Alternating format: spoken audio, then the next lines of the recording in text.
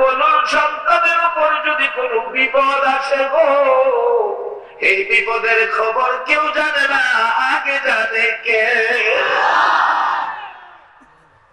বাবারা মারে চিনো, মারে কষ্ট দিও না, জান্নাতের চেয়েও দামি হলো তোমার মা, জান্নাতের চেয়েও দামি হলো তোমার আমার মা।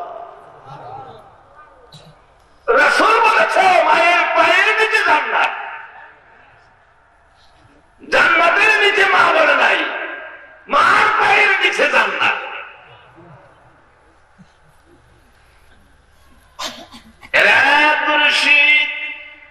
কেন জানি সকাল থেকে আমি মার কলিজায় আগুন লেগে গেছে। বাবা গো, কেন জানি কান্না থামাইতে পারি না গো বাবা।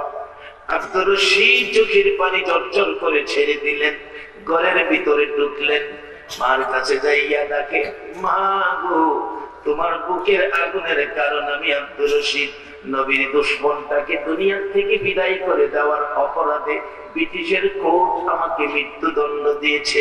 কালকে এমন সময় তোমার আব্দুর রশিদ আর তোমার মা ডাকতে আসবে না, কালকে এমন সময় তোমার আব্দুর রশিদ থাকবে গো মা কবরে। মা গো, এই রাত্রটা থাকবো তোমার পাশে। বিছনা করে দিলেন মা, ডাকতেছে আব্দুর রশিদ, আসো বাবা, ঘুমিয়ে যাও। সারা রাত আমি তোমার মাথার পাশে বসে বসে আমি মা জীবনের শেষ দেখা তোমাকে দেখবো, তুমি ঘুমিয়ে যাও বাবা, ঘুমিয়ে যাও। আব্দুর রশিদ বিছানায় শুয়ে গেলেন, মা পাশে বসে আছেন। একটু পরে বিছানার থেকে উঠে ঘরের দরজার দিকে যাচ্ছে, মাটাই না ধরছে, বাবা ঘুমাও, কোথায় যাও, আমি তোমার মাথায় হাত বুলাইয়া ঘুম পাড়াবো। আবার শুয়ে গেলেন, আবারও একটু পরে দরজার দিকে যাচ্ছেন, মা ডাকতেছেন, আব্দুর রশিদ রে, কালকে মৃত্যু হবে বলে বুঝি ছটফট করছো, তোমার বুঝি ঘুম আসতেছে না? বাবা শুয়ে যাও, তোমার মাথায় হাত বোলাইয়া ঘুম পাড়াবো। আব্দুর রশিদ জবাব দিচ্ছে, মা কালকে মৃত্যু হবে বলে আমি ছটফট করি না গো মা। মা গো, কেন ছটফট করি শুনো, তুমি আমাকে তাই না বিছানায় শোয়াও ঘুমানোর জন্য, আমি তো তোমার পাশে ঘুমানোর জন্য অনুমতি নিয়ে আসছি। মাগো, তোমার ডাকে যখন বিছানায় শুয়ে যাই ঘুমানোর জন্য, মা আমি দরজার দিকে এই জন্য যাই, মাগো আমি দেখি আমি বিছানায় শুয়ে গেলে আমার মদিনার নবী দরজায় দাঁড়ায় আমারে ডাকতে থাকে।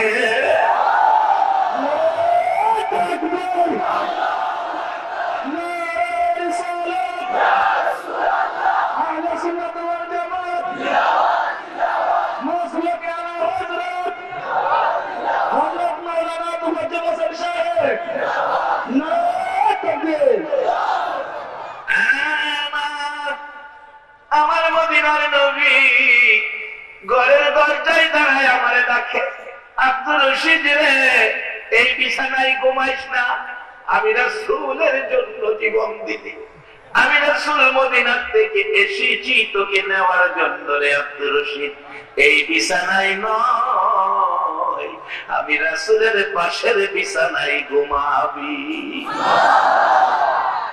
বাবারা, সেই মুসলমান আমরা সত্য কথা বলবো, জীবন যাইতে পারে, মিথ্যা কথা বলতে মুসলমান পারে না।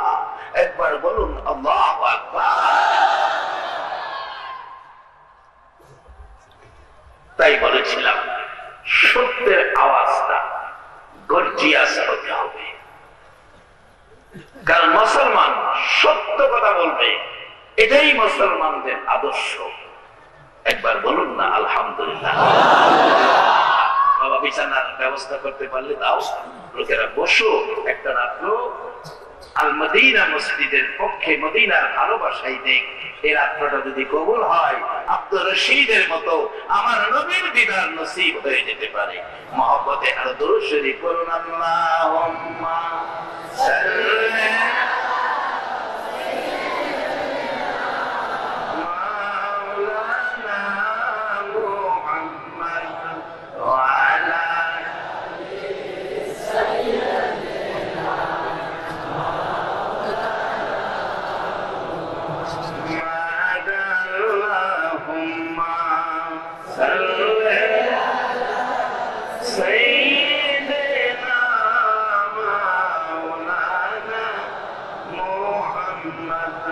وعلى آل سيدنا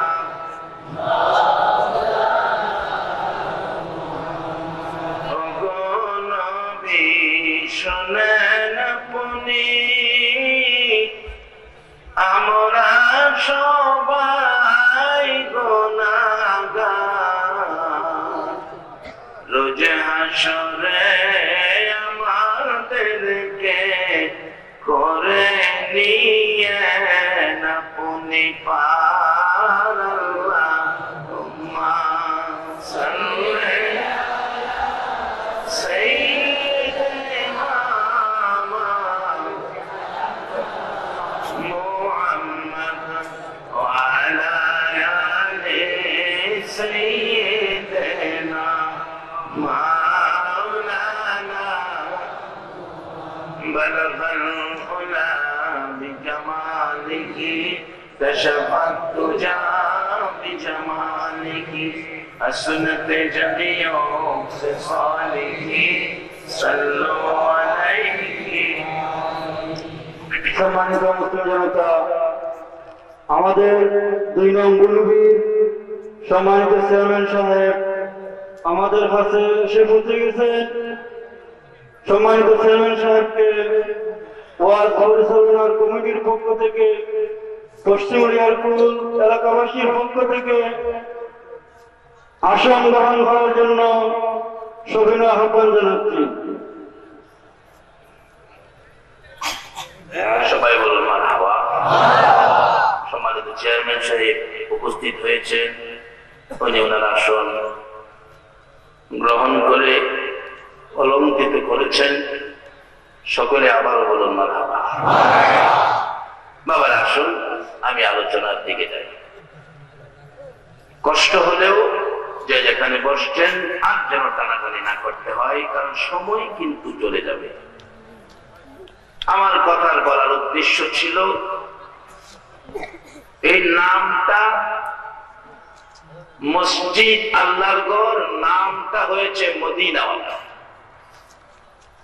সেই মসজিদের পক্ষ থেকে আয়োজিত মাহফিলে আজকে যারা আমরা বসেছি, যেই জায়গাটায় বসেছি, এই জায়গাটার কথা রাসূল বলেছেন, যেখানে কোরআন হাদিসের আলোচনা হয়, এই জায়গাটা বেহেশতের বাগান। আমি আপনাদের কাছে এটাই জানতে চাইছিলাম, আমার নবীর কথা সত্য না মিথ্যা? তাহলে আপনারা এখন কি বেহেশতের বাগানে বসা? একবার আলহামদুলিল্লাহ।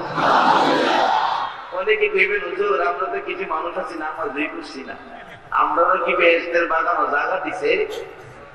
বাজারেও আমরা আখিরি নবীর উম্মত। কোন নবীর উম্মত? আমরা এই নবী না হইলে কি বেহেশত হইতো? এই নবীর উম্মত বেহেশতের বাগানও যাইব, এটা কোন ব্যাপার না।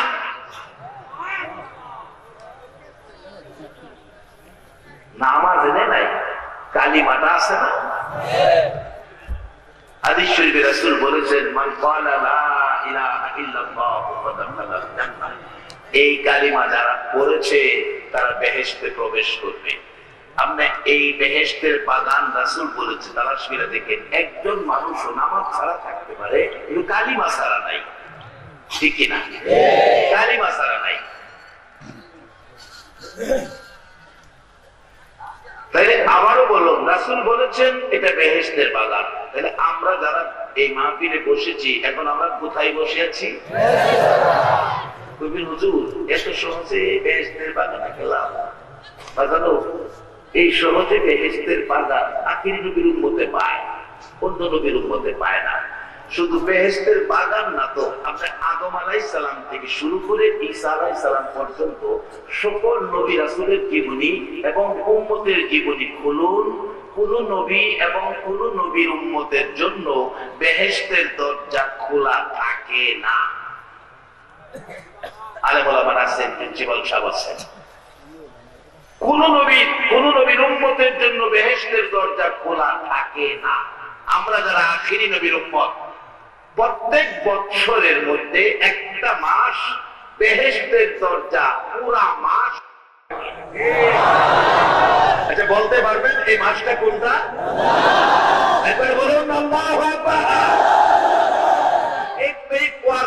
সত্য না মিথ্যা? আপনাদের জন্য বলবেন হুজুর কই কি?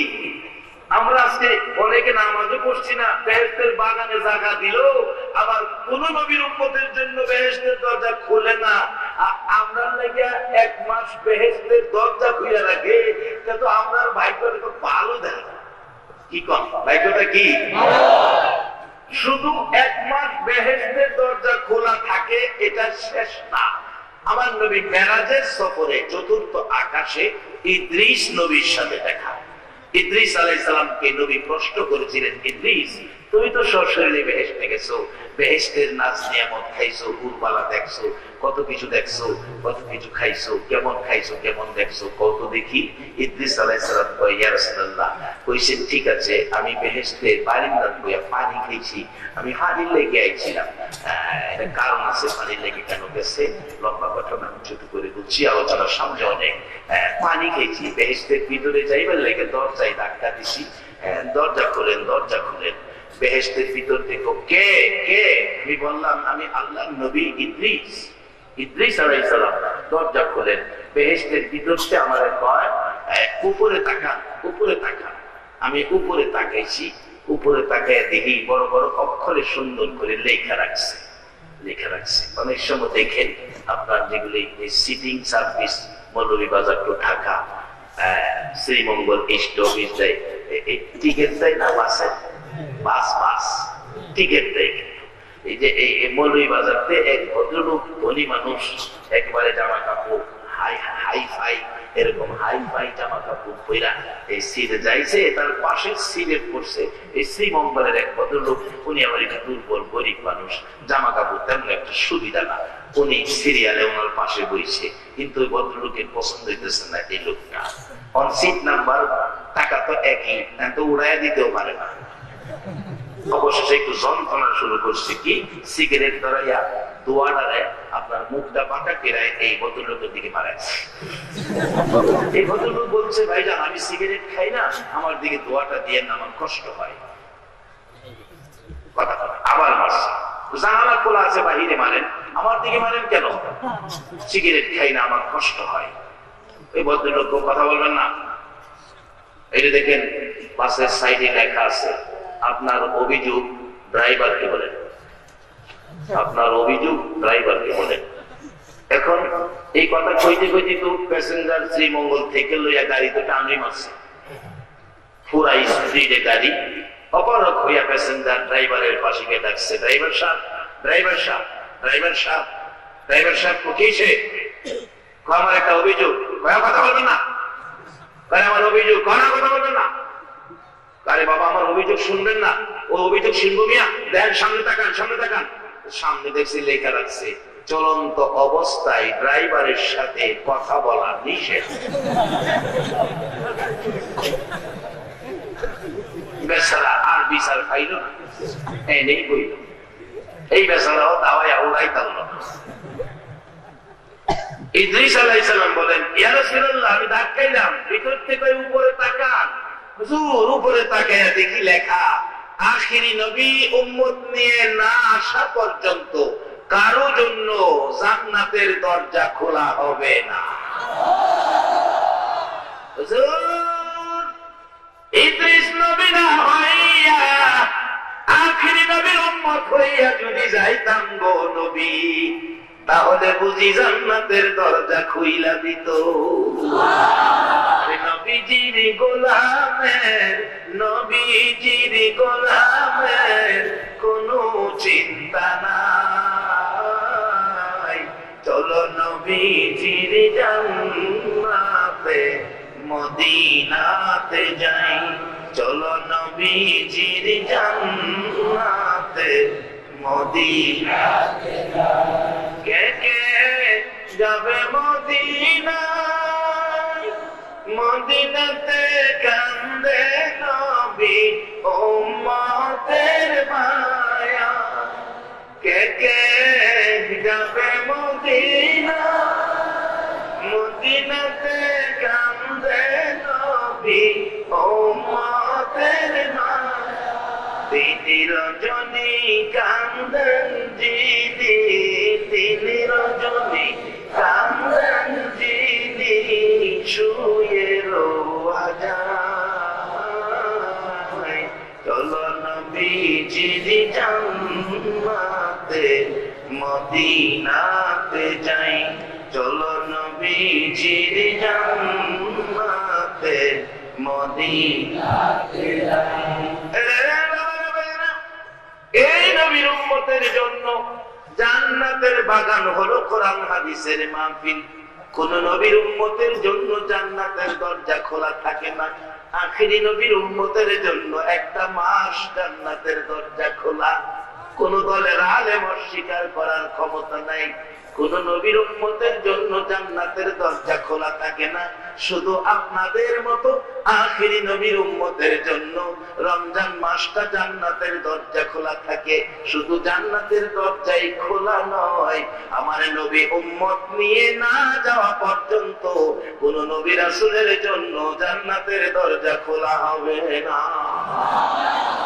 আজকে সেই নবীর উম্মত করে যারা আজকে বাংলার জমিনে ৩,৫০০ মাইল দূরে, ৬,০০০ কিলোমিটার, ৬,০০০ কিলোমিটার দূরে, ৩,৫০০ মাইল দূরে, ৩,৫০০ মাইল দূরে ১৪০০ বছর পরে আমার নবীরে দেখার সুযোগ হলো না গো। মক্কার লোকেরা নবীতেই খাওয়া কালিমাওয়ালা হইতে পারল না গো। আমার নবীরে না দেখে ১৪৫০ বছর পরে সেই নবীর কালিমা পরে মুসলমান হইয়া আজকে যারা বসে আছেন গো, আপনাদের জন্য আমার নবী ফুলসিরাতের ঘাটে বসে থাকবে।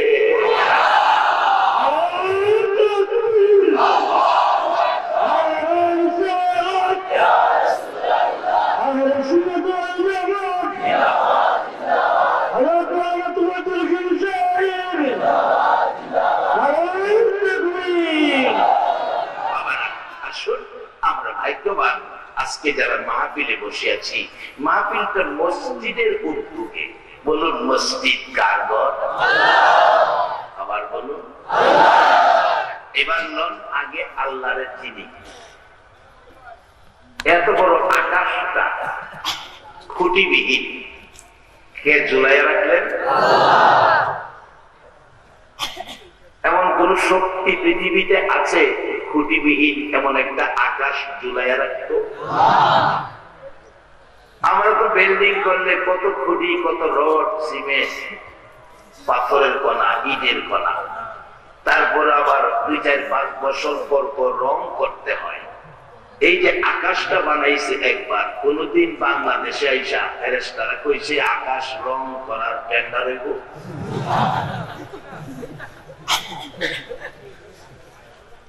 একবার যে রং কইরা দিছে, এই রং কিয়ামত পর্যন্ত চলবে। এবার আসুন, মাছ কত প্রকার বানাইছে, এটা কার লাগে বানাইছে? আল্লাহ খাইতো না বান্দা খাইতো? একটা মাছ বানাইবার ক্ষমতা কি আমরা আছে? রাখলাম মাছ। এবার আসুন ফল ফলাদি, কত জাতের ফল ফলাদি আমাদের বাংলাদেশে। আল্লাহ ভাই বাংলাদেশের ফল খায়া তোমার তৃপ্তি আসে না, তোমার জন্য বিদেশ থেকে ফল ব্যবস্থা করে দিছি। যেমন মালটা, আজ থেকে ৪০ বছর আগে মালটা নামের ফল বাংলাদেশের মানুষ চিনত? আল্লাহ ভাই সব ব্যবস্থা করতেছি। দেখেন আঙ্গুর নাম শুনছি শুরু সময়, খামদুরের কথা দেখছিও না।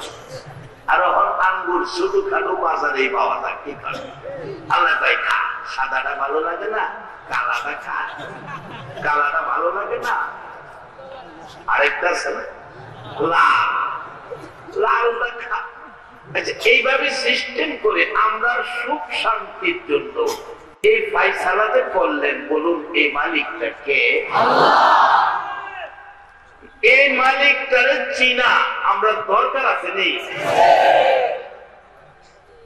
কবি বলেছেন আল্লাহর কথা, যখন তোমার কেউ ছিল না তখন ছিলাম আমি। এই কথা কে বলতেছে? আল্লাহ। আল্লাহর কথাটা কবি প্রকাশ করতেছে। যখন তোমার কেউ ছিল না তখন ছিলাম আমি, যখন তোমার সব হয়েছে পর হয়েছি আমি। যেদিন আমার কেউ ছিল না সেদিন ছিল মালিক আল্লাহ।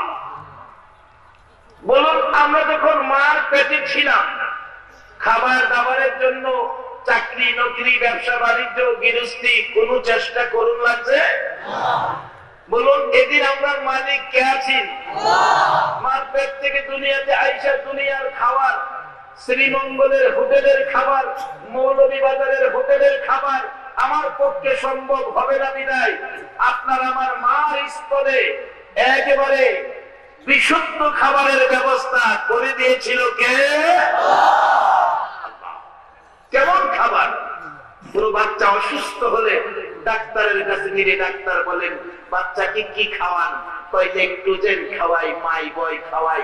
ডাক্তার বলেন না না না, এগুলি খাওয়াবেন না, বাচ্চাকে মায়ের দুধ খাওয়াবেন, কারণ বাচ্চার জন্য মায়ের দুধের বিকল্প নাই। পৃথিবীর মানুষ চিনলে না মানে শুন ডাক্তার কি কয়, এমন বাজেট আমি দিয়েছি রে বান্দা যার বিকল্প পৃথিবীতে নাই। পৃথিবীতে নাই এমন জিনিসটা যিনি দিলেন, বলুন এই মালিকটাকে। এই মালিককে খুশি করা বলুন আমাদের দরকার আছে কিনা? বাবারা, এই মালিক খুশি করবেন কিভাবে? আসুন বাস্তবে যাই। বাস্তবে যাই। মালিক খুশি করতে গেলে থাকতে হবে আমার নবীর প্রেম, নবীর ভালোবাসা, তাহলে মালিক খুশি করা সহজ। আরো থাকতে হবে আমাদের মধ্যে দান খয়রা, তাহলে মালিক খুশি হবে। যার বাস্তব খাতুনে জান্নাত ফাতেমাতুজ জাহরার জীবনী খুলুন। মা ফাতেমার ঘরে 3 দিন হলো গো চুলায় আগুন জ্বলে না। 3 দিন হলো মা ফাতেমার চুলায় আগুন জ্বলে না। হাসাইন হুসাইন ছোট বাচ্চা গলা কাটা মুরগির মতো লাফাইয়া লাফাইছে। মা ফাতেমা 3 দিন হলো চুলায় আগুন জ্বলে না। এদিকে আসছে মেহমান, এদিকে আসছে বাড়িতে মেহমান। মেহমানদারি করাও তো সুন্নতে রাসূল, মেহমানদারি করা তো সুন্নতে রাসূল। ডাকতেছে খাতুনে জান্নাত ফাতেমাতুজ জাহরা তার স্বামীকে লক্ষ্য করে, স্বামী গো, ও স্বামী, হযরত আলী শেরে খোদা এদিকে আসো। আমার ওড়নাটা, ফাতেমা বলছেন আমার ওড়নাটা বাজারে বিক্রি করে, ওড়নাটা বাজারে বিক্রি করে বাজার করে নিয়ে আসো, কারণ বাড়িতে মেহমান, মেহমানদারি করা সুন্নাত। আমার বাবা বলেছে মেহমানদারি করা সুন্নাত, মেহমানদারি করব। হযরত আলী রাদিয়াল্লাহু তাআলা জীবনী বাজারে গেলেন, লম্বা ঘটনা ছোট করে বলছি। বিক্রি করবেন ফাতেমার ওড়না, দাম কত? দাম কত? 6 দিরহাম। আমাদের টাকা বুঝাই 6 টাকা। 6 টাকা বিক্রি করে বাজার করবেন। এমন সময় এক ভিক্ষুক এসে হাত বাড়াইলেন, আলী, আলী রে, আল্লাহর রাস্তে আমাকে কিছু দে, আমার চুলায় আগুন জ্বলে না রে আলী, আমাকে কিছু দে। হযরত আলী বলেন আল্লাহর রাস্তে যদি কেউ হাত বাড়ায় এ হাত খালি দেওয়া যায় না, কিন্তু আমার যে বাড়িতে মেহমান কি করব? কিতাবে শুনেছি রাসূল বলেছে কেউ যদি আল্লাহর রাস্তে হাত বাড়াইলে এ হাতে যদি 1 দেয়, 1-এর বিনিময় আমার আল্লাহ তাকে 10 দিবেন, 1-এর বিনিময় তাকে 10 দিবেন। আমার কাছে আছে 6 টাকা, 6 টাকা করুণা বিক্রি করেছি, তাহলে আল্লাহর ওয়াদা হলো 1-এর বিনিময় 10 দিবেন। আর আল্লাহর মালিক, আল্লাহর হুকুম, আল্লাহর বিধান মাইনা হযরত আলী 6 টাকা ভিক্ষুককে দান করে দিছে। সুবহানাল্লাহ। হাত খালি, বাড়ির মেহমান। আমরা হলে ভিক্ষুক কিলে মেরে না, সুযোগ সময় হাসতা। 3 দিন চুলায় আগুন জ্বলে না, বাড়িতে মেহমান। ফাতেমার ওড়না বিক্রি করছি বাজার করুন, তুই এইসব আমার কাছে হাত পাতি।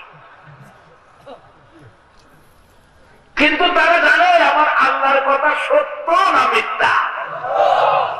মেয়ে লোকেরা, তোমাদের দিকটা গুরুত্ব বেশি। হযরত রাবিয়া বসরির জীবনী, ওনার 3 দিন পেটে খাবার নাই, বহু কষ্ট করে 2টা রুটি জোগাড় করলেন। এক পাগলা এসে ডাকছে, মাগো ঘরে কে আছো? আমি তো 7 দিন যাবত খাই না। রাবিয়া কয়, আমি খাই না 3 দিন, পাগলা খায় না 7 দিন। আর যা করছে খোদা, 7 দিনের ক্ষুধার্ত তাকেই দিয়া দেয় 2 রুটি দিয়া। কয়, আল্লাহ তুমি না কইছো একটা দিলে 10টা দিবা, আমি রাবিয়া 2টা দিছি, হিসাবে আমি 20টা খায়া।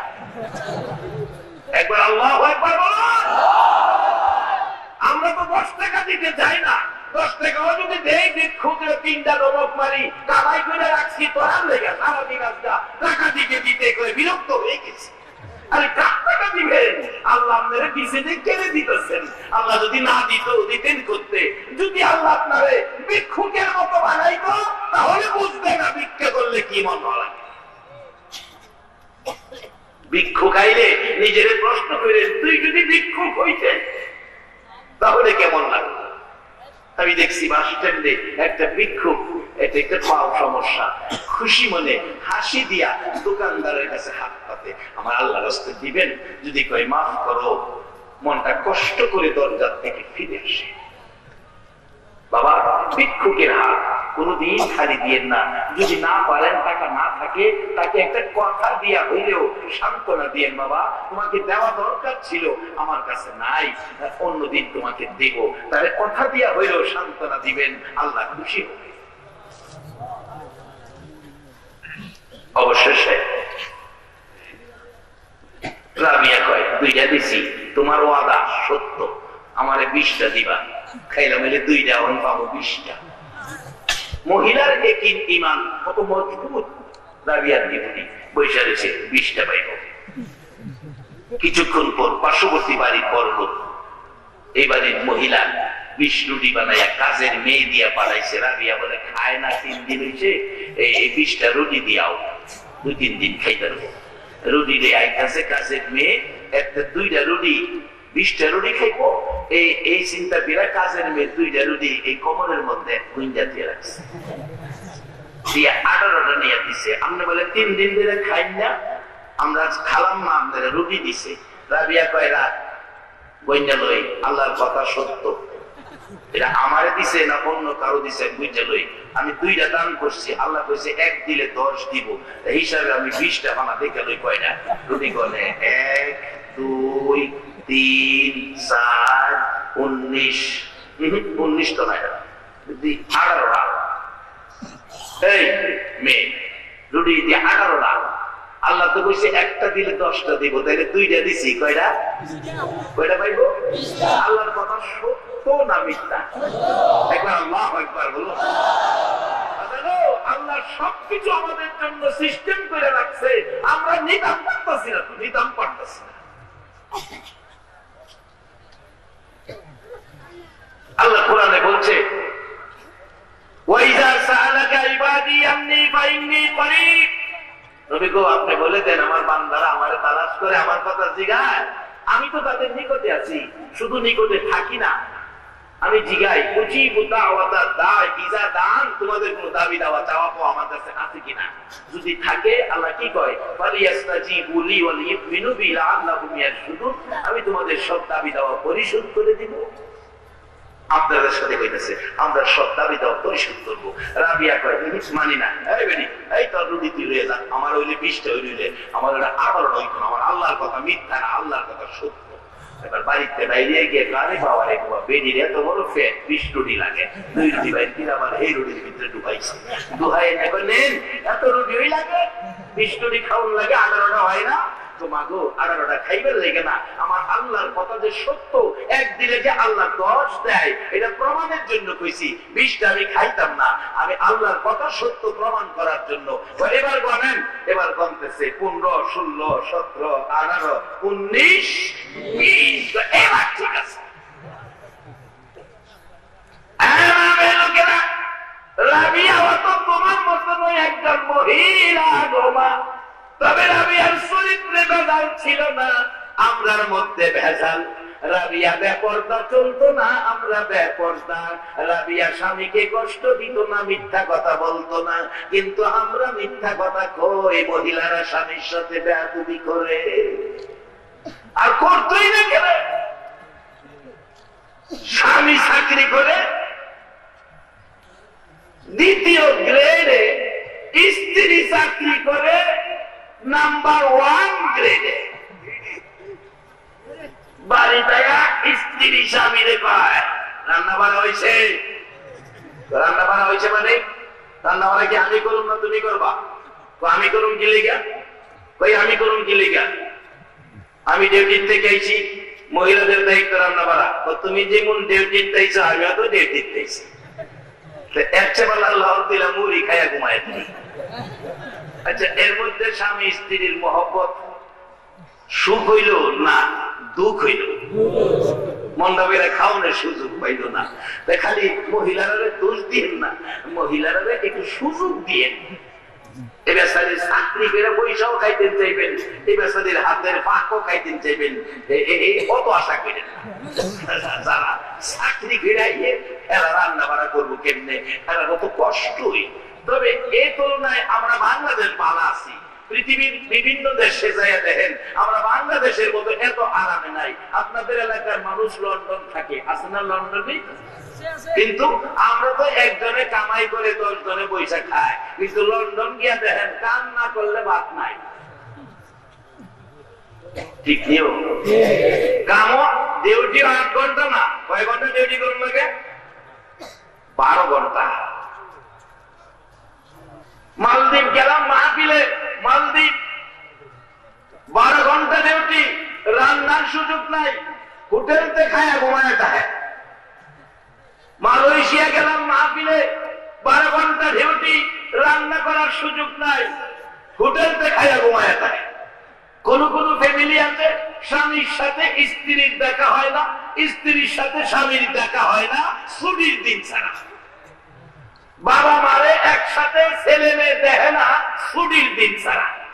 বাবা কই মা কই, ছেলেরা কই থাকতো। এই তুলনায় আমরা বাংলাদেশের মানুষ অনেক শান্তিতে আছি, কি বলেন ঠিক কিনা? প্রশ্ন আসবে, হুজুর আমরা শান্তির কারণ কি? কারণটা কই?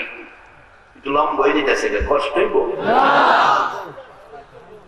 কারণ হইল এই দেশের প্রতি, বাংলাদেশ পূর্বাঞ্চল, পৃথিবীর পূর্বাঞ্চলের প্রতি নবীর একটা সুনজর আছে। নবী বলেছেন, মধ্যপ্রাচ্যের সকল নবী রাসূলের জন্ম, পূর্বাঞ্চলে কোন নবী রাসূল নাই, পশ্চিমাঞ্চলে নবী রাসূল নাই, কাজেই মধ্যাঞ্চলে সব নবী রাসূল। পূর্বাঞ্চলে ইসলামের কাজ করবেন আল্লাহ ওয়ালারা, আল্লাহর ওলিরা। রাসূল বলেন, আমার নাকে পূর্বাঞ্চল থেকে আল্লাহ ওয়ালাদের ঘেরান আমার নাকের মধ্যে লাগতেছে। আমার নবী মসজিদে নববীর ছাদের উপর দাঁড়ায়া আমাদের দিকে নাকটা ঘুরাইয়া নাক মুবারক দিয়ে ঘেরান টানতেন। সাহাবায়ে কেরাম আরজ করতেন, ইয়া রাসূলুল্লাহ কিসের ঘেরান নিচ্ছেন? তো পূর্বাঞ্চলে আমার আল্লাহর ওলিদের ঘেরান আমার নাকে লাগতেছে, তাই আমি সেই দিকে তাকিয়ে আছি। সাহাবায়ে কেরাম বলতেন, ইয়া রাসূলুল্লাহ যেই দিকে রাসূল ঘেরান নেই, আমাদের জন্মটা যদি সেই দিকে হতো। কারণ মক্কায় জন্ম হয়েও অনেকে কালিমাওয়ালা নবীর উম্মত হতে পারে নাই, কাফের হয়ে গেছে। নবীর মহল্লায় জন্ম হইয়া আবু জাহেল ঈমানওয়ালা হতে পারছে না, কাফের হয়ে গেছে।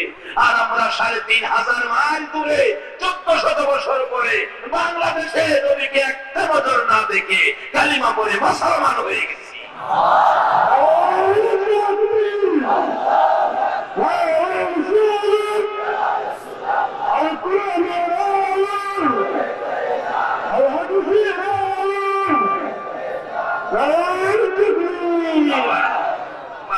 বাজেট পাবো আমরা, বাজেট আমরা একটা দিলে 10টা, এটা আল্লাহর ওয়াদা।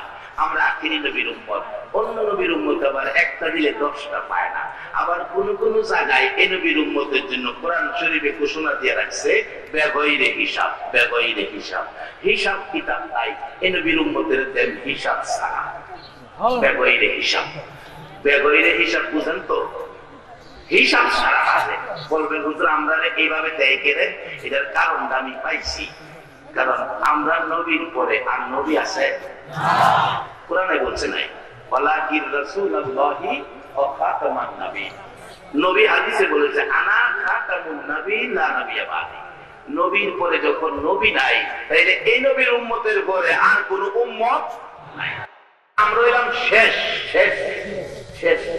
আমরা দেশ যেটা করে শেষ সন্তান হয়, এটাতে কয় শেষ কাটাইলা দুলি দ্বারা। আমাদের এলাকার ভাষা, আঞ্চলিক ভাষা। আপনাদের সিলেটে কি কয়? যেটা করে শেষ, এটাতে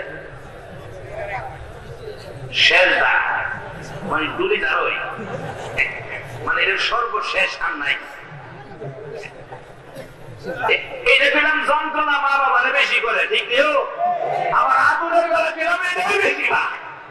আরে আমরা গুনাহগার হতে পারি, যন্ত্রণা বেশি দিতারি, কিন্তু আগুনের বেলা পেলাম আমরাই বেশি ভায়া। কিভাবে? আমরা তো শেষ। দেখবেন বাবা এই আঙ্গুলের হাতে জিগায় চাচা এইটা খুব কইও না, এটা আমার শেষ কাটাইল না, সত্তারে ভুলতারি, এটারে ভুলতারি না। আমার নবী বলেন উম্মতের রে, আমি তো আমার উম্মতের বলতে পারি না, কিন্তু যারা নবীর যুগে ছিল তারাও উম্মত। আজকে যারা বসে আছেন আপনারাও উম্মত। আপনাদের কথা নবী 1400 বছর আগে কি বলেছেন সাহাবায়ে কেরামদের জীবনীর মধ্যে আসছে। সাহাবীরা বলেন ইয়া রাসূলুল্লাহ, আমরা আপনার সাহাবী, ভাগ্য কত ভালো, নসিব কত ভালো। আমার নবী প্রশ্ন করেন সাহাবীরা ঠিকই বলেছ, তবে একটা প্রশ্ন তোমাদের কাছে। কি প্রশ্ন? তোমরা কি আমার বন্ধুদেরকে দেখছো? বন্ধুদেরকে দেখছো? সাহাবীরা বলেন হুজুর আপনার বন্ধু তো আমরা। রাসূল বলেন তোমরা আমার বন্ধু না রে, তোমরা আমার সাহাবা। সাহাবা শব্দের অর্থ হলো সঙ্গী, সঙ্গী। তোমরা আমার সঙ্গী, বন্ধু নয়। বলো বন্ধুদেরকে দেখছো কিনা? হুজুর আমরা যখন বন্ধু না, তাহলে আপনার বন্ধু কারা? আল্লাহ আর আল্লাহর রাসূল ভালো জানে, আমরা জানি না। আমার নবী চোখের পানি গুলো গাল বেয়ে ছেড়ে দিছে। রে সাহাবীরা শুনো আমার বন্ধু কারা রে? আজ থেকে 1400 বছর পর 3500 মাইল দূরে রে আমার কথা শোনার জন্য আমার পাগল উম্মত গুলো একটা দিন আমারে দেখার সুযোগ হলো না, সাহাবীদের সাথেও দেখা পেল না। তারপরেও রাতের গভীরে ঘন্টার পর ঘন্টা বসে থাকবে। আমি নবীর দুঃখের কথাগুলো শুনলে রে ঝরঝর করে চোখের পানি ছেড়ে দিবে। কেউ কেউ আহ করবে, ঘন্টার পর ঘন্টা বসে থাকবে। সাহাবীরা বলেন হুজুর বলেন কি? 3500 বছর পর, 3500 মাইল দূরে, 1450 বছর পরে আপনার কথা শোনার জন্য বসে থাকবে, অথচ আপনাকে দেখে নাই। আমার নবী বলেন সাহাবীরা রে শুনে রাখো, তারাই হবে রে আমি রাসূলের বন্ধু। মক্কায় জন্ম হইয়া নবীর বন্ধু হতে পারলো না, বাংলায় জন্ম হইয়া নবীর বন্ধু হয়েছেন। এর চেয়ে বড় কপালওয়ালা মানুষ আর কেউ হতে পারে না। বাবারা আসুন এই বন্ধুত্ব কিভাবে আমরা ধরে রাখবো। অল্প সময় আমি মূল কথাগুলো সামনে নিয়ে আসতেছি। তার আগে যা বলেছিলাম খাতুনে জান্নাত ফাতেমাতুজ জাহরার জীবনী থেকে কথাটা খেয়াল আছে? হযরত আলী 6 টাকা বিক্রি করলে ভিক্ষুক হাত বাড়াইলেন, আল্লাহর রাসূলের সাহায্য 6 টাকাই দিয়া খালি হাতে বাড়ি যায় আর কয় আল্লাহ কইছে 1 দিলে 10 দিব। আল্লাহ কয় জিবরাইল আমার নামের কলঙ্ক হয়ে যাবে, ফাতেমার বাড়িতে মেহমান, তাড়াতাড়ি জান্নাত থেকে একটা সুন্দর উট নিয়ে যাও, উট নিয়ে যাও। জিবরাইল আবার মিকাইলকে পাঠাইছে তুমি উটটা খরিদ করবা, আর ইসরাফিলকে পাঠাইছে তুমি এটা তদারকি করো, এই ব্যাপারটা বিক্রি করবে। জিবরাইল খরিদ করবে, মিকাইল পাঠাইছে উট দিয়া। রাস্তায় বসে রয়েছে হযরত আলী, বাজার থেকে আসতেছে মানুষের সুরতে জিবরাইল বসা, এত সুন্দর উট। ডাকতেছে আলী উট কিনবা? হযরত আলী কো আমার কাছে 10 পায় নাই। জিবরাইল বাকি বাকি বাকি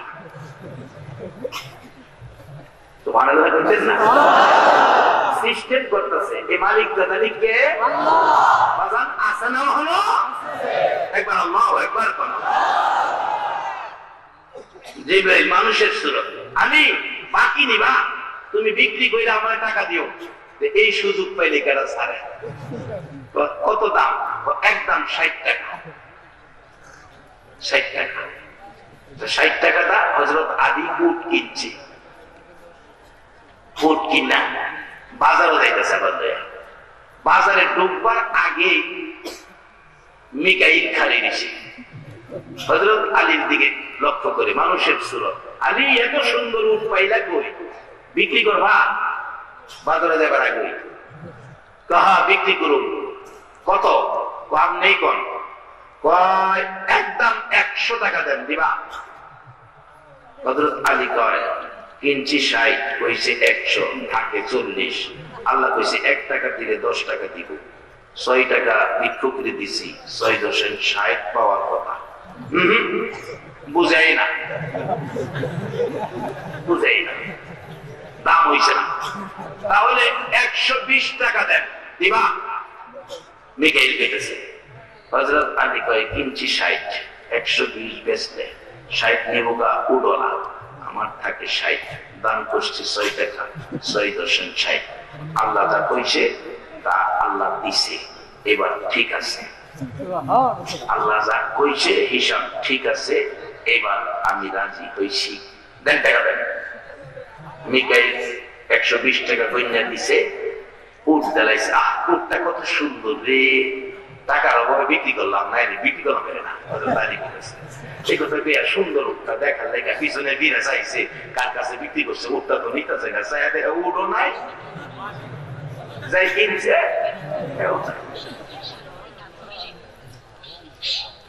কি আশ্চর্য, এর থেকে লোক ওই লোকটা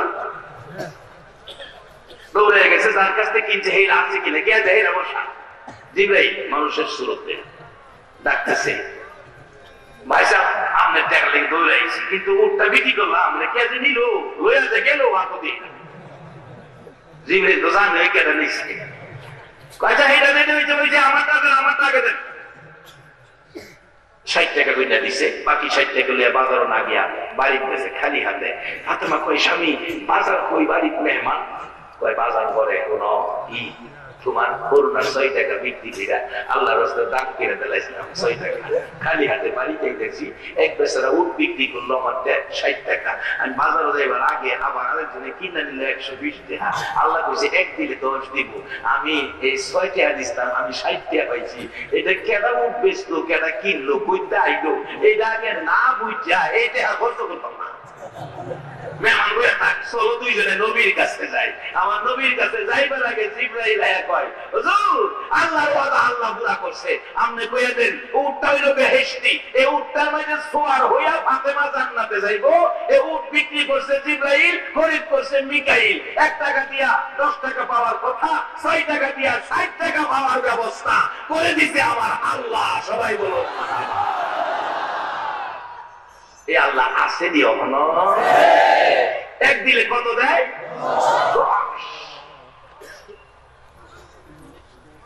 বাবারা ভাইয়েরা শুধু টাকা দেয় এটাই না, সম্মান ইজ্জত দেয়, সম্মানও দেয় ইজ্জতও দেয়। কত সম্মান দেয় বাস্তবে আসেন, কত সম্মান দেয় বাস্তবে আসেন। বাবারা ভাইয়েরা আমার নবী একদিন মসজিদে নববীর বারিন্দায় বসে ডাকছে, সাহাবীরা আজকে দেখতে চাই তোমরা আমাকে কে কত ভালোবাসো, কে কত ভালোবাসো। সবাই দৌড়ায় গেছে বাড়িতে, কেউ টাকা, কেউ পয়সা, কেউ স্বর্ণের অলংকার।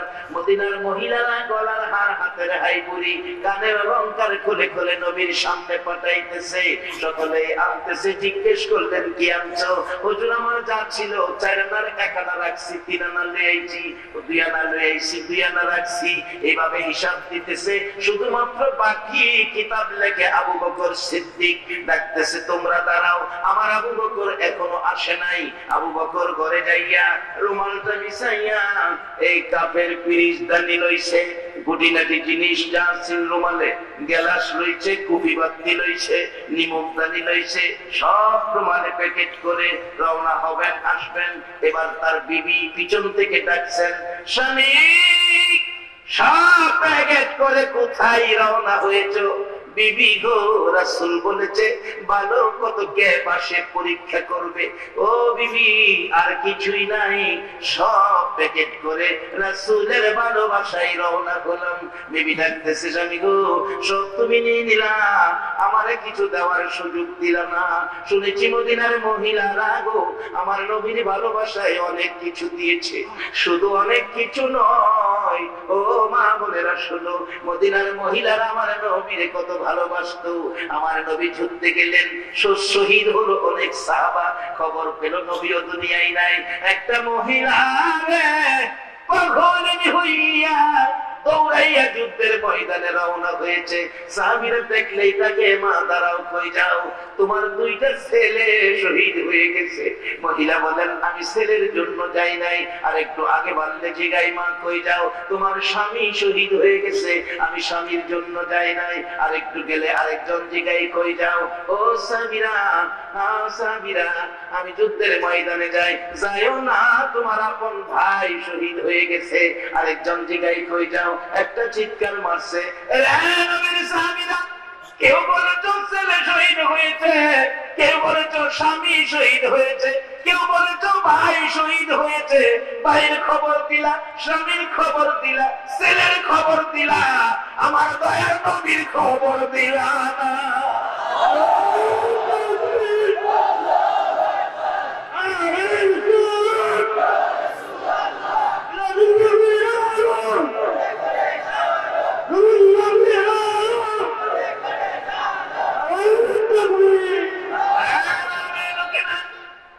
ছেলের মায়া নাই, স্বামীর মায়া নাই, ভাইয়ের মায়া নাই, আবার রাসূলের মায়ায় দৌড়ায়।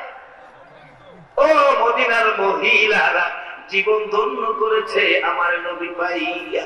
শুধু তাই নয়, টাকা পয়সা নয়, শুধু সন্তানাদি নয়, স্বামী নয়, ভাই নয়। একটা মহিলা 6 মাসের বাচ্চা খুলে রাসূল যুদ্ধে যাচ্ছে, মহিলারা যুদ্ধে যাওয়া নিষেধ হয়ে গেছে। বাচ্চাটা নিয়ে সামনে দাঁড়াইছে, হুজুর যুদ্ধে যাবেন, আমার এই 6 মাসের বাচ্চাটা যুদ্ধে নিয়ে যান। রাসূল বলেন, এই বাচ্চা তো যুদ্ধ করতে পারবে না। ডাকতেছে মহিলা, হুজুর আমিও জানি পারবে না, তাহলে বাচ্চা নিলে কি লাভ হবে? মহিলাটা কান্দে গো, বিনাইয়া বিনাইয়া সহ্য হয় না গো, এই সুন্দর চেহারায় নেই কেউ আঘাত করে। হুজুর আমার নবীর চেহারার আঘাত আমি সইতে পারবো না। হুজুর আমার তো যাওয়া আর কেউ নাই, আমার ছেলেটা কোলে করে নিয়ে যান। হুজুর কেউ যদি আপনার সুন্দর চেহারায় তীর মারে, বললাম মারে গো, আপনার গায়ে লাগার আগে আমার ছেলেটারে তীরের সামনে তুলে ধরে রাখলে, তীর আঘাত খাইয়া আমার ছেলেটা মরে যাবে, আমার দুঃখ নাই, আমার রাসূলের গায়ে যেন না লাগে।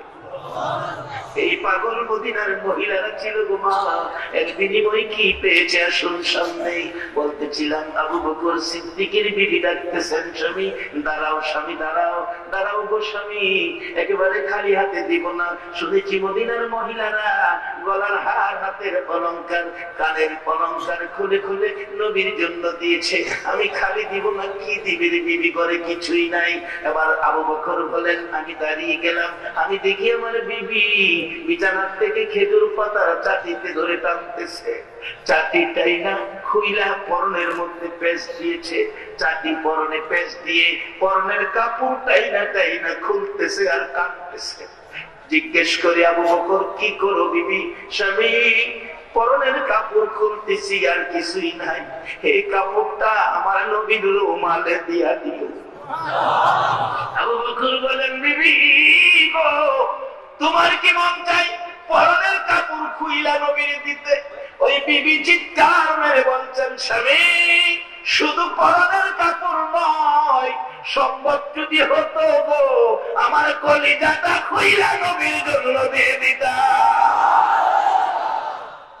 এইভাবে আমার নবীকে দিয়ে, আল্লাহকে দিয়ে তারা খুশি করেছে। বলুন সেই পথটা এখনো খোলা আছে কিনা? আবার আইনাস থেকে যাওয়ার সময় আমরা খালি হাতে যাব, ভিক্ষুক হয়ে যাব। তাই কিছু নবীর জন্য, কিছু আল্লাহর জন্য দিতে হবে। দিলেই আমরা আল্লাহ আল্লাহ রাসূলকে পাবো। আসুন আগে বাড়ি, আমার মূল আলোচনায় যাই। বাজান কষ্ট হইতেছে আপনাদের? মহব্বত আর একটু দুরূদ পড়ুন না। আল্লাহুম্মা সাল্লি আলা সাইয়্যিদিনা মুহাম্মাদ, আল্লাহুম্মা সাল্লি আলা সাইয়্যিদিনা মুহাম্মাদ, নাবিয়ানা সাফিয়ানা মাওলানা মুহাম্মাদ, নাবিয়ানা সাফিয়ানা মাওলানা মুহাম্মাদ। দিবানিশি মনেরে আমার আর দিও না যন্ত্রণা, দিবানিশি মনেরে আমার আর দিও না যন্ত্রণা। রে দনে যদি হইতাম তনি যাইতাম সোনার মদিনায়। রে দনে যদি হইতাম তনি যাইতাম সোনার মদিনায়। আল্লাহুম্মা সাল্লি আলা সাইয়্যিদিনা মুহাম্মাদ, আল্লাহুম্মা সাল্লি আলা সাইয়্যিদিনা মুহাম্মাদ, নাবিয়ানা সাফিয়ানা মাওলানা মুহাম্মাদ, নাবিয়ানা সাফিয়ানা মাওলানা বলগল উলা বিকামালিহি কশফাত দুজা বিজামালিহি হাসনাতে জামিউ খিসালিহি সাল্লাল্লাহু আলাইহি ওয়াসাল্লাম। মাহফিলটা মসজিদের পক্ষ থেকে। বলুন মসজিদ কার ঘর? সবাই বলুন। আর নামটা জানি কি? আল মদিনা। মদিনা, সবাই বলুন না, নামটা কি? মদিনা। মদিনার দাম পৃথিবীর সবচাইতে বেশি না কম? বাস্তবে আছে। মক্কার মদিনায় ঝগড়া লাগছে। মক্কা কই মদিনা রে তোর মধ্যে তো কিছুই নাই, আমি মক্কা কত দামি দেখ, আমার মধ্যে মিনা মুজদালিফা আরাফা জমজম খানায়ে কাবা, তুই মদিনায় কিছুই নাই। মদিনা কয় ওই মক্কা কিলিয়া বাহাদুরি করস, জমজম খানে কাবা মিনা মুজদালিফা আরাফা লইয়া বাহাদুরি করস? এ মক্কা আমার মদিনার দিকে তাকাইয়া দেখ, এমন এক নবী আমি মদিনার মাটিতে শুইছে রে, যেই নবী না হইলে তোর জমজম খানায়ে কাবা মিনা মুজদালিফা আরাফা কিছুই হইতো না। যেই জায়গায় আমার নবী শুইছে মদিনাতে, এ রওজা পাকের এক মুষ্টি মাটি, সারা মাটি না, কিতাব লেখে এক মুষ্টি মাটির দাম আল্লাহর আরশের চাইতে কোটি গুণ বেশি। সে নামে নামকরণ সেই মসজিদের পক্ষে আপনারা। এবার মসজিদ জানি কার ঘর? এবার চলুন মসজিদের বরকত। মসজিদে যাবেন, 60 বছর হয়েছে নামাজ পড়েন নাই, কালকে ফজরের নামাজের জন্য উযু করে মসজিদে যাবেন। মসজিদের দরজায় ডাইন পাওটা খালি দিবেন, ডাইন পাওটা উযু করে নামাজের উদ্দেশ্যে মসজিদে ডাইন পাওটা দিবেন, আল্লাহ ডাক দিবে ফেরেশতারা, আরে আমার বান্দারা রে 60 বছরের গুনাহ লয়ে আমার ঘরে আইছে, ডাইন পাওটা দিছে, বাম পাওটা উঠাইবার আগে আমি আল্লাহ ঘোষণা করে দিলাম তার জীবনের সব গুনাহ আমি মাফ করে দিলাম। এই ঘরটার নাম কি? মসজিদ। যে ঘরের ডাইন পাও দিলে বাম পাও উঠাইবার আগে মাফ, এই ঘরটার নাম কি? সবাই বলুন মসজিদ। আচ্ছা এবার আপনি লন্ডনে যান, লন্ডনের টাকায় একটা বাড়ি করছেন শ্রীমঙ্গলে, হায় হায় হায় একেবারে ইটালিয়ান মার্বেল টাইলস দিয়ে ঘরটাকে সাজাইছেন।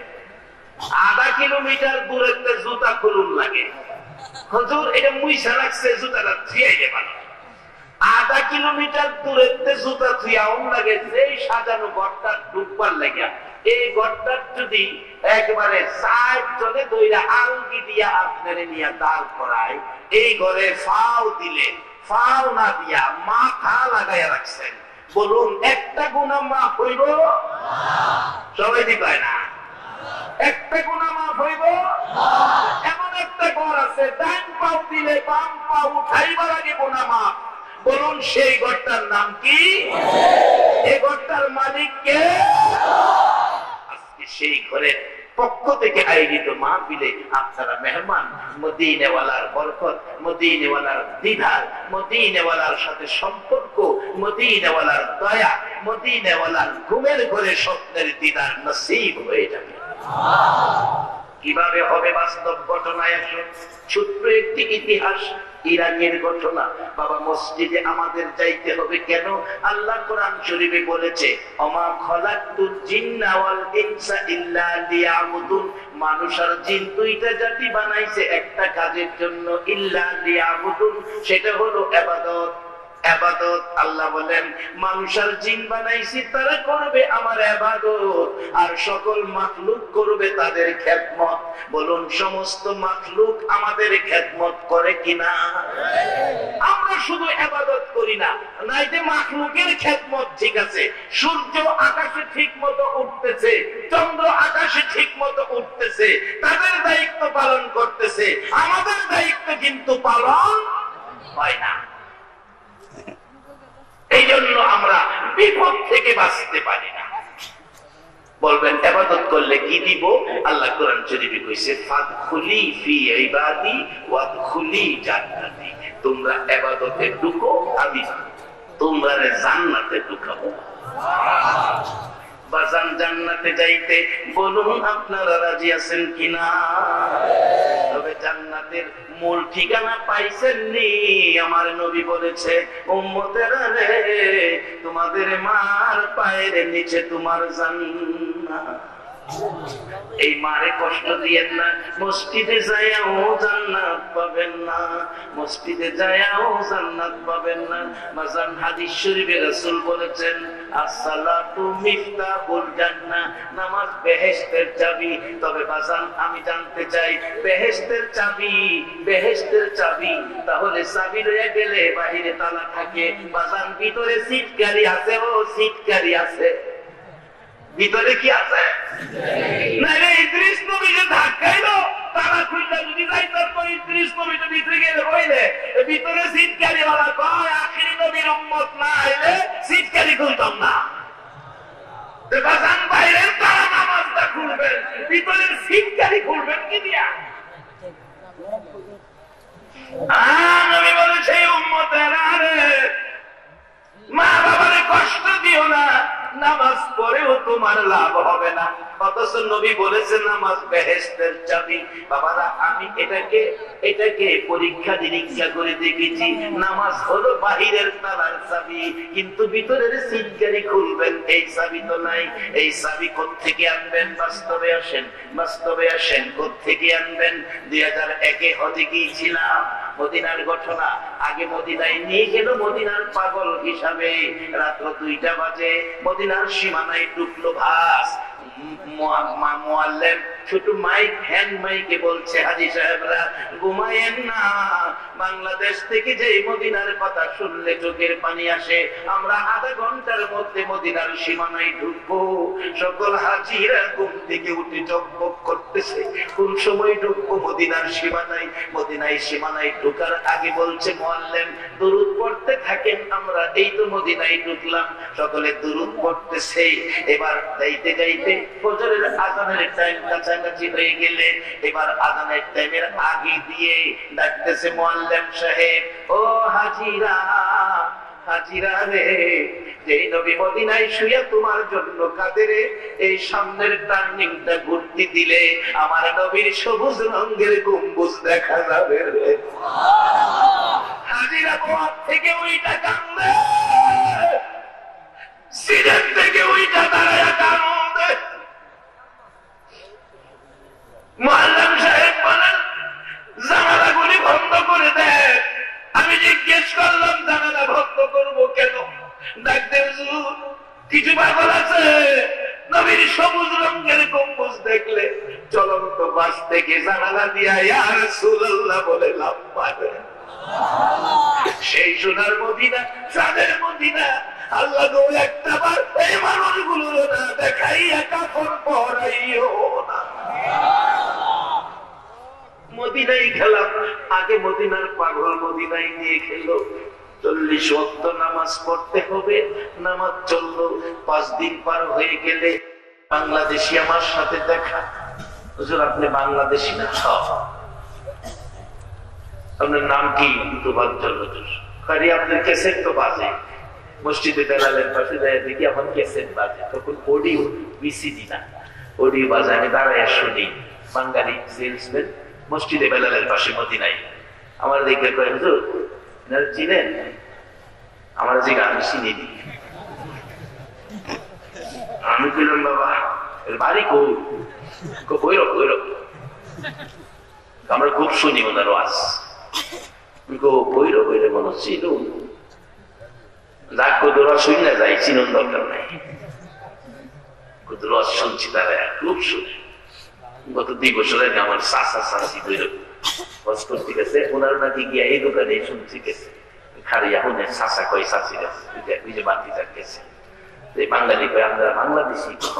ওনারা চিনেন? চিনি মানে উনি আমার বাতিদা। বাড়িওয়ালা রেখে কইছে থাকে দেখে বাসা করে বুঝে এই যে ওয়াক শুনি আমরা এই হুজুরের চাচা চাচি আইছে। বাড়িওয়ালা নাকি খবর দিয়ে বাড়ির ভিতর দিয়া ওনাদের অনেক আপ্যায়ন করছে, খাবার দাবার খাওয়াইছে। বাংলাদেশে একেবারে যান তোর নামে তো মদিনায় খাইয়ে গেছে। এই হোক বলতেছিলাম, এই যুবকটা বলছে হুজুর আমাদের বাসায় যাবেন, একটু দোয়া করবেন। অনেক বাঙালি আছে, আমরা একসাথে গেলাম, দোয়া হলো। আসার সময় হুজুর একটা ঘটনা আপনার কাজে লাগবে। কি? একটা ছেলে নতুন আসছিল বাংলাদেশ থেকে, মসজিদের নববীতে চাকরি দেয়া। কিন্তু দেখা গেল আমরা সকালে নতুন হিসেবে তার সাথে নিয়ে ঢুকলাম মসজিদের নববীতে। আমরা ঢুকতে পারে না, জ্ঞান হারা হয়ে পড়ে রাখে। 1 দিন 2 দিন 3 দিন পরে গেলে রাত্রে আমরা বসলাম, তোর সমস্যাটা কি বল। এই ছেলেটা কাঁদতেছে আর বলতেছে তোমরা আমার দেশে পাঠাও, আমার সম্ভব হবে না চাকরি করা। কারণ যেদিন বাংলাদেশ থেকে এই মসজিদের নববীর দায়িত্ব নিয়ে বিমানে উঠছিলাম, বিমানে ওঠার 1 সপ্তাহ আগে আমার মার একটা লাথি মারছিলাম। এবার একটা সত্য কথা বলবেন, বাংলাদেশে মারে লাথি দিলে মদিনার নবী খবর রাখি কিনা? তোমার তালা খুলতাম না, নামাজ দিয়া সিটকারি খুলতাম না, সিটকারি করতাম। আরে মা বাবার কথা মতো যে জন চলে না, বলো মা বাবার কথা মতো যে জন চলে না, আল্লাহ নবীজির দয়া তারা পাবি না। আইরে আল্লাহ নবীজির দয়া তারা পাবি না। মা বাবাকে দুঃখ দিলে নামাজে রোজা যায় বিফলে, মা বাবাকে দুঃখ দিলে নামাজে রোজা যায় বিফলে, মার কলিজায় আঘাত দিলে খোদা সহে না, মার কলিজায় আঘাত দিলে খোদা সহে না, আল্লাহ নবীজির দয়া তারা পাবি না। আইরে আল্লাহ নবীজির দয়া তারা পাবি না। লম্বা ঘটনা, ওই ছেলেটা বলছে মদিনা যেদিন আসবো বিমানে উঠবো, 8 দিন আগে মারে লাথি মারছিলাম। মা বলছিল যা কোথায় যাবি, আল্লাহ যেন আমার নবী যেন এই লাথির বিচার করে। মসজিদের নববীতে নবী ঢুকতে দিল না। এই মা বাবারা যদি কেউ কষ্ট দাও গো বাবা, নামাজ রোজা হজ যাকাত মক্কা মদিনার ইমামও যদি হইতে পারো, কিন্তু আল্লাহর জান্নাতে তোমার যাওয়া হবে না। এমন ব্যক্তির জন্য নবী সুপারিশ করবে না। কোন মা বাবা আজকে বাড়িতে মেহমান 5-7 জন মহিলা একসাথে খাইতে বইছে, তোমার আমার মাও খাইতে বইছে, বাচ্চা 6 মাস খুলে, বাচ্চা খাবারের মধ্যে একটু পায়খানা করে দিছে, দুর্গন্ধে সব মহিলারা নাকে কাপড় দিয়া দিয়ে ঘর ছেড়ে দিছে খাবারের প্লেট লইয়া, কিন্তু দুর্গন্ধে সব মহিলারা ঘর ছাড়ছে। একটা সত্য কথা কইবে, আপনার আমার মা বাচ্চাটা খুলে, যেই বাচ্চা পায়খানা করলো মার খুলে, এই মা কি নাকে কাপড় দিছে? আরো পায়খানা কাপড় দা প্যাকেট করে এক সাইডে রাইখা বাচ্চা বাম হাতে বুকে চাপায়া 2 গালে জমায়া মা ভাত খায় আর কয়, বাবা এত গন্ধ হেরান না হে লাগে গো বাবা, আমার নাকে তো একটু গন্ধ লাগে না। যে মা এইভাবে পায়খানা কোলে বাচ্চা পাশে পায়খানা, মা ভাত খায় নাকে গন্ধ লাগে না, এই মারে যদি দুঃখ দিয়ে থাকো তোমার কপাল পোড়া। এই মা বাবার জন্য কিছু করা বলুন দরকার আছে কিনা? বাবা খায়া না খায়া কষ্ট করে পুরান কাপড় দিয়া সময় চালাইছে, এইভাবে রাইতের খাবার সকালে, সকালের খাবার দুপুরে, টাকা পয়সা দিয়া সম্পত্তি কিনছে, শ্রীমঙ্গলের আশেপাশে 20 সম্পত্তি।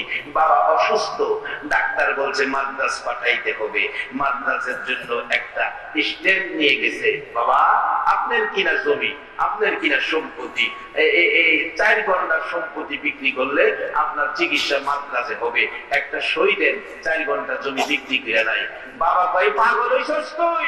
খায়া না খায়া সম্পত্তি তোর লেগে কিনছি, আমার সম্পত্তি বেচে চিকিৎসা করতে, প্রয়োজন আমি মরে যাম না, তবু সম্পত্তি বিক্রি করতে দিতাম না। যেই বাবা খায়া না খায়া সম্পত্তি কিনে সন্তানের জন্য অসুস্থতায় মরতে রাজি, সম্পত্তি বিক্রি করতে রাজি না, এই বাবা যদি কবরে থাকে বলুন সন্তানের কিছু করা দরকার আছে কিনা? কি করবেন? আল্লাহ কোরআন শরীফ শিক্ষা দিছে, রব্বির হামহুমা কামা রব্বায়ানি সগীরা। বাবারা ভাইরা কষ্ট লাগে আজকে ওয়াজ করতে। আমার বাবা আজকে 15 দিন যাবৎ শুধু বলছে আমি যাবো বাড়িতে, যাবো বাড়িতে, যাবো বাড়িতে, যাবো। আমি জিজ্ঞেস করি, বাবা এটাই তো তোমার বাড়ি, কই যাইবা বাবা? না না আমি বাড়িতে যাবো। একবার খাটের থেকে নাই মা ব্যথা পাইছে, বাড়িতে যাইবো, খাটে শুয়ে থাকতে রাজি না, বাড়িতে যাইবো। আজকে 2-3 দিন হয়েছে আমার বাবা আর কথা কয় না, আজকে তাকায়া থাকে, মন কয় আমার বাবা যেন থাকবে।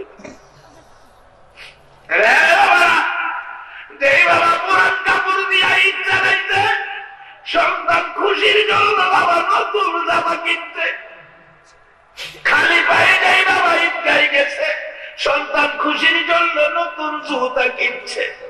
সেই বাবা কার জানি কবরে গো, সেই বাবার জন্য আমার আল্লাহ কোরআন শরীফে শিক্ষা দিচ্ছে, সেই দোয়া কইরো কবরে গেলে, রব্বির হামহুমা কামা রব্বায়ানি সগীরা।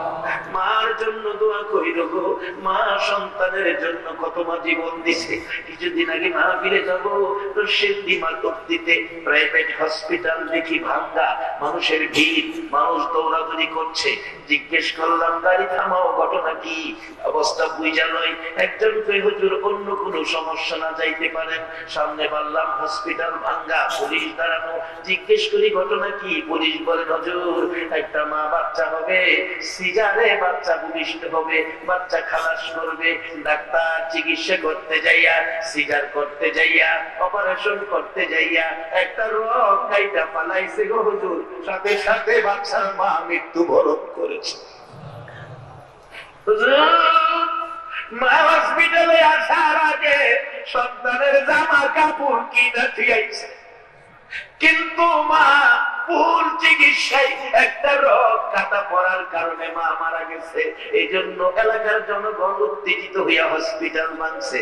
আর একটু সামনে যাইয়া দেখি মা বাচ্চা কোলে নেওয়ার স্বাদ ছিল, 2 গালে চুমানের স্বাদ ছিল। এই স্বাদের দরদি মার লাশটা টেম্পুর মধ্যে বসতেছে, পোস্টমর্টমের জন্য মেডিকেল নিয়ে যাবে। আমার দেখে চোখের পানি আইসা গেছে, মাগো একটা বাচ্চার জন্য তো তোমার জীবন দিলা গো মা। এই মারে কষ্ট দিও না, এই বাবারে কষ্ট দিও না। রাসূল খুশি করতে পারবা না। ও বাবারা ভাইরা, শেষ দিকে এসে গেলাম। আসো এই মদিনা নামের মসজিদে থাইকা মদিনা ওয়ালার বরকতের ভাগ তোমরা পেয়ে যাইবা। প্রশ্ন আসবে, হুজুর কিভাবে? এটাই আমার শেষ কথা, এটাই আমার শেষ কথা। কিভাবে পাইতে পারেন? একটুখানি চলুন ইরাকে যাই। কোন দলের আলেম অস্বীকার করার ক্ষমতা নাই। ইরাকের ছোট্ট একটি ঘটনা। একটা মুসলমানের সন্তান, গরিব মানুষ, জুতা সেলাই করে সংসার চালায়, কিন্তু তার থেকে 2 আনা 1 আনা পয়সা জমা করে ইরাক থেকে একদিন যাবে মক্কা আর মদিনা। এখানে এমন একজন মানুষ কি আছে যে এই রোজগার থেকে মাসে বা সপ্তাহে বা দৈনিক 10টা টাকা বেড়ে জমাইতাছি মদিনা যাইতাম? নাই, এই মানুষ পাওয়া যায় না।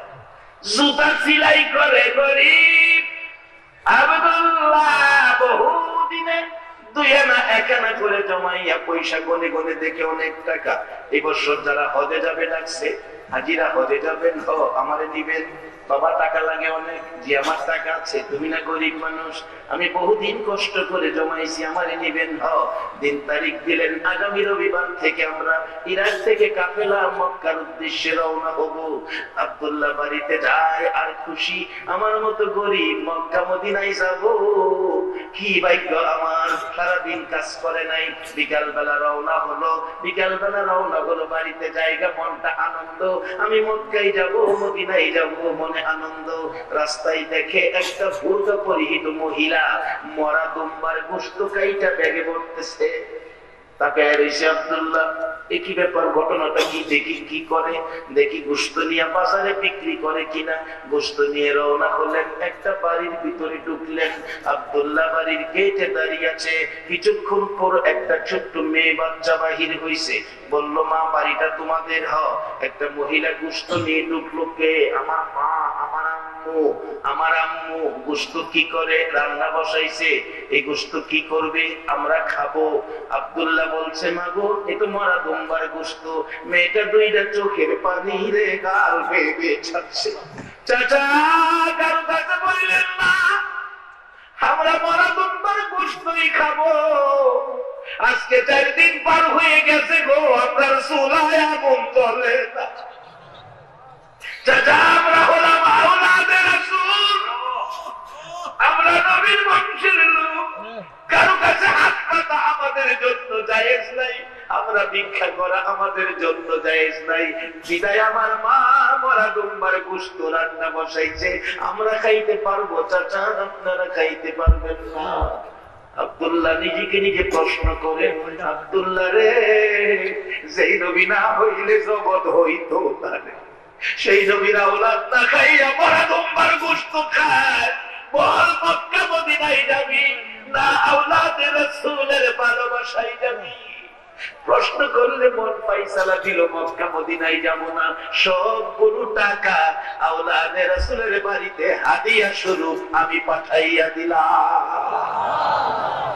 রবিবার আসলে সকালবেলা ডাকছে, আব্দুল্লাহ চলো, আব্দুল্লাহ চলো। আব্দুল্লাহ বলেন, আমার টাকা খরচ হয়ে গেছে। হাজিরা কয়, বললে যাবি? যাবি না? না। হাজিরা চলে গেলেন। এবার মক্কায় যাইয়া খানায়ে কাবা তওয়াফ করতে শুরু করেছেন।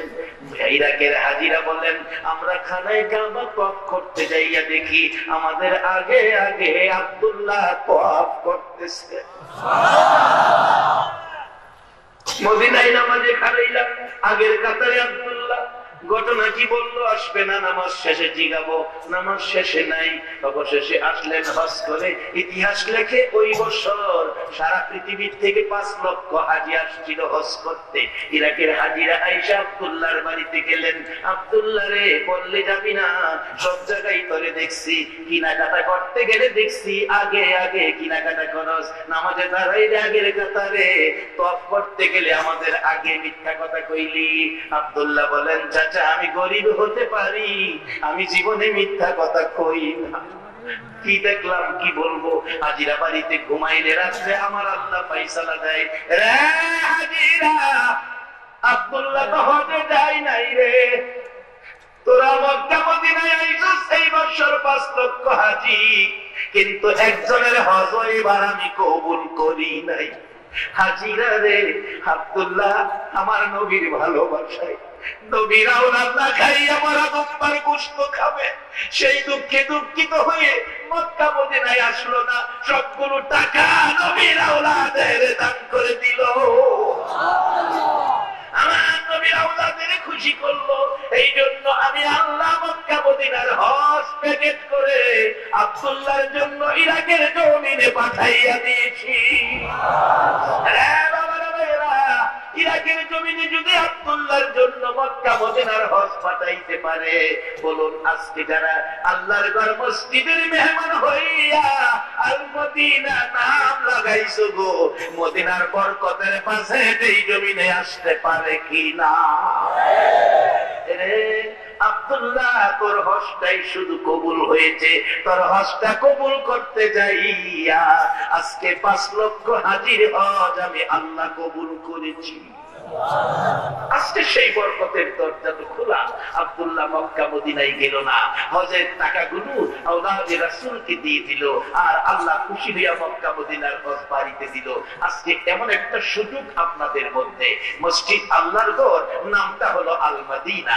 আজকে মদিনার ভালোবাসায় কেউ যদি রক্তের কামাই এই রোজগারের টাকা হইতে মসজিদের জন্য কিছু টাকা দান করতে পারেন, অবশ্যই মদিনাওয়ালার সাথে একটা রাত্রে ঘুমের ঘরে স্বপ্নে দেখা হয়ে যাবে।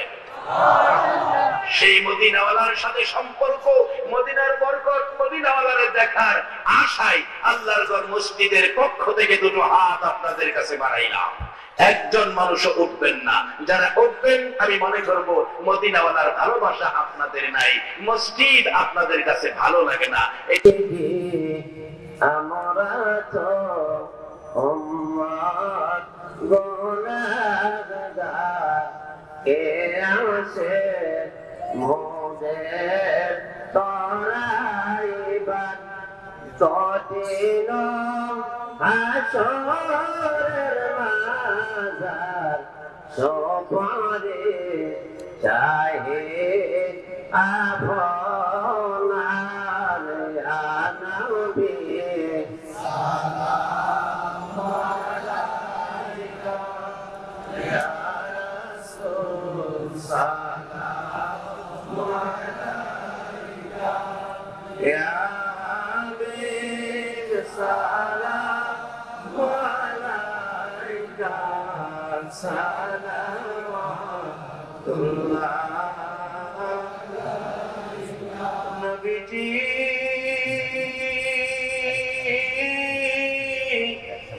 ও মায়ার নবী, দয়ার নবী, কত কষ্ট করলা তুমি নবী গো উম্মতের লাগিয়া, কত মায়, কত কষ্ট, কত দুঃখ, কত ব্যথা সইলা নবী উম্মতের লাগিয়া। এরে আবু জাহেল, আবু লাহাব রে, কত মায়ের মারলি আমার নবীর মা নাই বাবা নাই বলিয়া। দয়ার নবী, মায়ার নবী গো,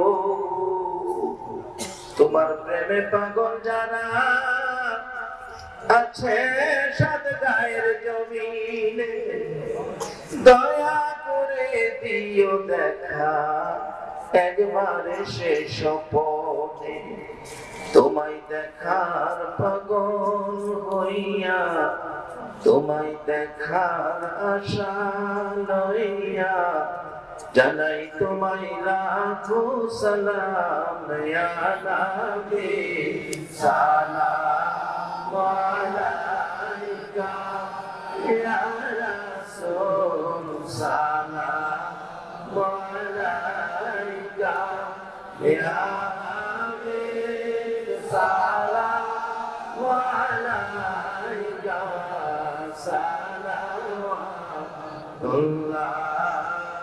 আলাইকা। বেজায় মেরে দুরূদ সালাম पर मदीना नबी को अपने मुकाम बलगल उला जमानी कशफत जमानी असनत जमियो خصاله ময়দানে দাঁড়িয়ে তুমি যখন বলেছিলেন সারা ওয়ার্ল্ডে সারা পৃথিবীর সবচেয়ে পণ্ডিত ব্যক্তি হোক, সবচেয়ে বেশি জ্ঞানী ব্যক্তি হোক, তার অন্তরে যদি আমার নবী প্রেম ভালোবাসা না থাকে তাইলে সে হবে আমার পায়ে জুতার ফিতা তুল্য, তাকে আমি মনে করি না। আর রাস্তার সুইভার, রাস্তার মুসি যদি তার অন্তরে যদি আমার নবীর প্রেম ভালোবাসা থাকে, আর ওই ব্যক্তিকে আমি আমার মাথার তাজ হিসাবে মনে করি। আমি মহান রব্বুল আলামিনের দরবারে এই করিয়া জানাবো আজকের প্রধান অতিথি মহোদয়টি এইভাবে আলোচনা করেছেন, এবং এই আলোচনার ব্যক্তিতে আজকের প্রতিটি মানুষকে যেন আল্লাহ পাক রব্বুল আলামিন আল্লাহর নবীর প্রেমিক গোলাম হিসেবে কবুল ও মঞ্জুর করেন। আমিন। পরিশেষে অশেষ শুকরিয়া জ্ঞাপন করছি যে আজকের কর্তৃপক্ষের পক্ষ থেকে ওনার কাছ থেকে আমরা সুন্দর নতুন আলোচনা শোনার যে একটা প্রস্তাব মহান রব্বুল আলামিনের দরবারে কামনা করেছিলাম, সেই আলোকে আজকের মাহফিল হয়েছে কিনা বলুন? আজকে কি আমরা বেশিরভাগ কোরআন পুরো আলোচনা শুনেছি? না, কথা শুনি নাই। মদিনাওয়ালার বন্টনে আল্লাহর দানে ওনার মাধ্যমে আজকে আমরা নতুন নতুন কথা শুনেছি।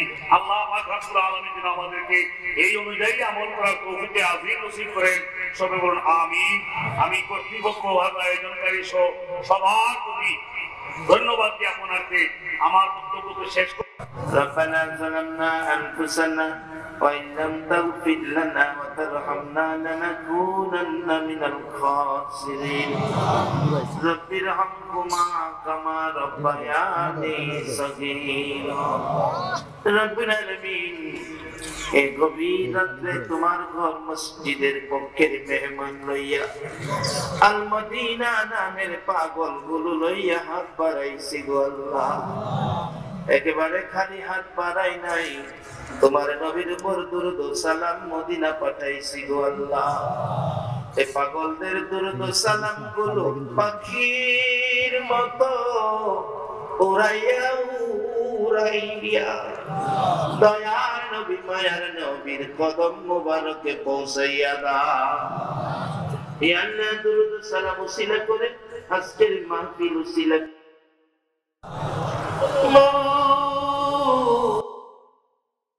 বন্ধ হয় না।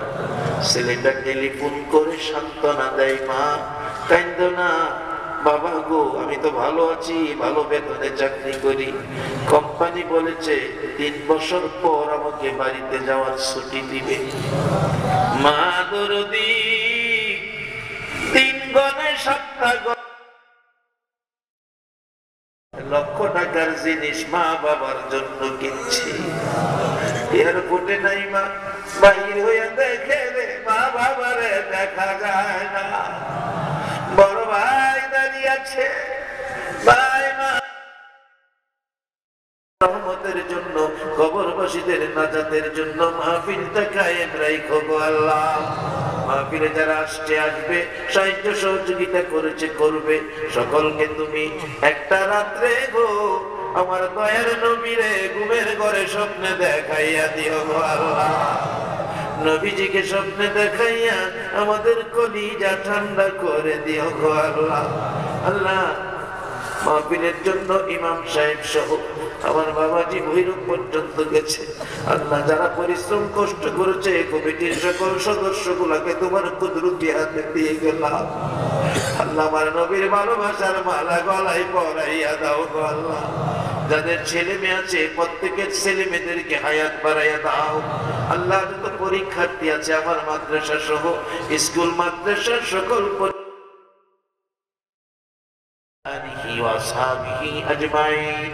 আল্লাহ, মাহফিল শেষে যারা দেখানে যাবে মান সম্মান ইজ্জতে সহি সালামতে জায়গায় জায়গায় পৌঁছাইয়া দাও। বিহাক্কে লা ইলাহা ইল্লাল্লাহু মুহাম্মাদুর রাসূলুল্লাহ। আলহামদুলিল্লাহ, আমাদের হুজুরকে তথা শ্রীমঙ্গলবাসীর পক্ষ থেকে